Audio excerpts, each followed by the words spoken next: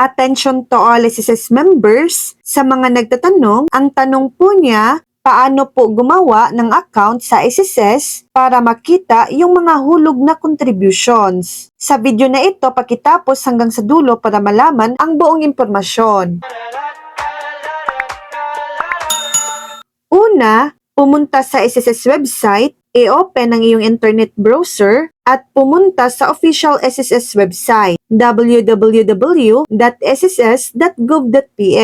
Pangalawa, hanapin ang online services. Hanapin ang button o link na nagsasabing online services o member sa homepage at i-click ito. Pangatlo, mag-register. Hanapin ang option na register o create an account. Piliin ang member dahil ikaw ay magre-rehistro bilang isang SSS member. Pang-apat, basahin ang terms and conditions. Basahin ang terms and conditions ng paggamit ng SSS website kung sang-ayon ka. E-check ang box na nagsasabing I agree o I accept. Pang-lima, fill upan ang registration form. Ilagay ang lahat ng hinihinging impormasyon sa registration form. Siguraduhin tama ang mga detalye ng iyong ilalagay. SSS number, complete name, date of birth, mother's maiden name, active email address, preferred user ID, at password. Siguraduhin gumamit ka ng email address na active at regular mong ginagamit dahil dito ipapadala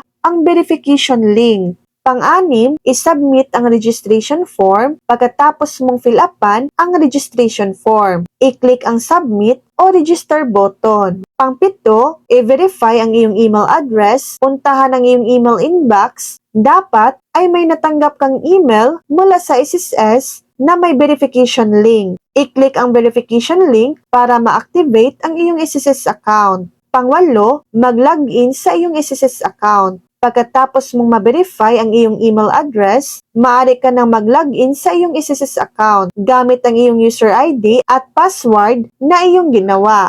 I-enroll ang iyong bank account para mas madali ang pagtanggap ng benefits. Maaari mong i-enroll ang iyong bank account sa iyong SSS account. Pagkatapos mag-login sa iyong SSS account, makikita mo ang iba't ibang impormasyon kasama na ang iyong contribution history, loan balance kung mayroon, at iba pang importanteng detalye tungkol sa iyong SSS membership. Mahalagang paalala, secure ang iyong account, huwag ibahagi ang iyong user ID at password sa kahit kanino. Updated information, siguraduhin updated ang iyong contact information sa SSS. SSS website, kung may problema ka sa paggawa ng account, bisitahin ang SSS website o pumunta sa pinakamalapit na SSS branch para humingi ng tulong. So yan lang po ang latest update.